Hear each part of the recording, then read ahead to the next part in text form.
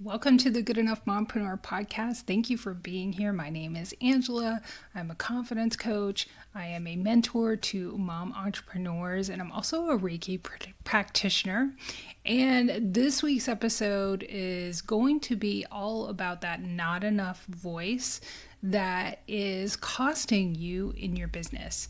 So let me ask you something. Have you ever looked at your prices, your content, or even an opportunity and thought, who am I to charge that?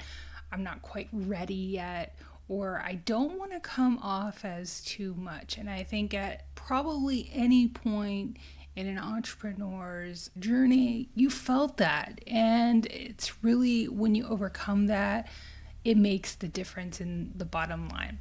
So that quiet voice doesn't sound dramatic, it sounds responsible. But today I want to talk to you about how that not enough voice is quietly costing you money and what you can do about it. And so we're going to create some awareness around it. We're going to learn how to reframe it, and then we're going to take some action. And what really inspired this episode is working with some clients who reached out and was like, I really want to earn more in my business and, step away from my 9-to-5 potentially. And how do I do that? And some of these women just really have life-changing services that they don't realize. And one of the easiest ways that we can earn more in our businesses and step away from our 9-to-5, if that's what you want to do, is to charge more for your services. And these women are not beginners. They really have a lot behind their services and what they do, and they just really didn't want to charge more for some reason.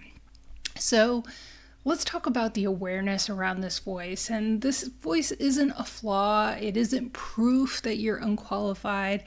It's a protective habit, especially common for moms. It's a voice that's trying to keep you safe, liked, and needed. But safety and growth don't live in the same place. When the voice shows up, it often sounds like, I'll raise my prices later. I'll need more proof first, and I don't want to seem pushy. So how does it cost you money? And here's the hard truth. That voice doesn't just affect how you feel, but how you earn, right? It keeps you undercharging. It keeps you over-delivering. And it keeps you hesitating to be visible and waiting until you feel ready. And readiness never arrives when confidence is the requirement. So let's talk about that narrative. Let's grow some awareness around this narrative. Think about the last decision you hesitated on. Let's think about that. What did that voice actually say? Was it, I'm not experienced enough? Others are better than me. So often in this digital age, we're comparing ourselves with other entrepreneurs that may or may not do what we do. And we think they're so much better than we are. Or is it you don't want to disappoint anyone? You want to be accessible to everyone, which is another common reason that I hear for not raising prices. And those sentences, that's the narrative running the show. So when you start hearing those sentences, let's talk about some ways that we can reframe. Once we're developing that awareness that we have it, you have to name it. That's a really great thing. I had a guest on the podcast who named it the ugly roommate or something like that. I don't remember. It was really funny. So if you're really witty, find it a funny name that helps take away the seriousness from these messages that you're hearing in your head that you feel like you're making up, that are making you continue to undercharge and under-earn and over-deliver for what you're doing in your business. And you can name it the not enough story, or your ugly cousin or whatever. But we have to find a way to neutralize it once we name it.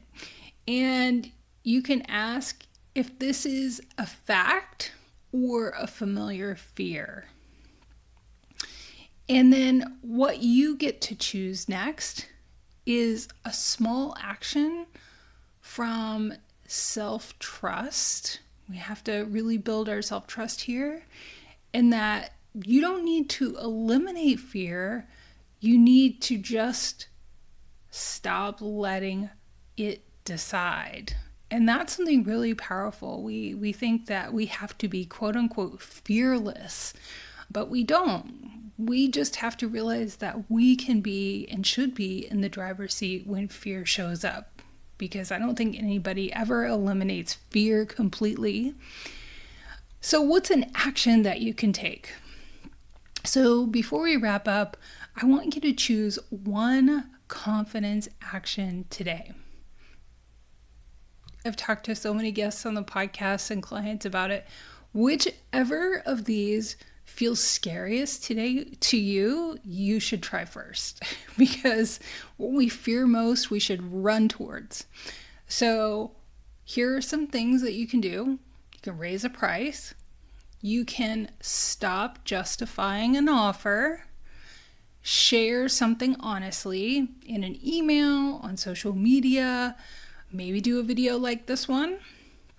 You can say no if a client is overstepping your time boundaries or asking for you to lower your price, justify your price. You can also say yes to something that stretches you, just like this list of actions that you can take. So in closing, I just want you to know you don't need to be more qualified. You don't need to fix yourself. You don't need to stop letting a fear-based voice make decisions in your business. And you can quiet the voice, not by fighting it, but by choosing yourself anyway. So I will see you in the next episode. If you found this helpful, let me know. I'd love to hear it in the comments, or you can shoot me an email at hello@mombusinesscoach.com. You can also go to mombusinesscoach.com and find all of the ways you can connect with me there. I hope this was helpful. Creating awareness, finding a way to neutralize it, and then taking an action and realizing you absolutely don't need to be fearless. Just keep taking those micro little actions toward your goals. And I hope 2026 is starting out well for you. And thanks so much for joining me. Don't forget to subscribe to this podcast, because we have new episodes every Monday.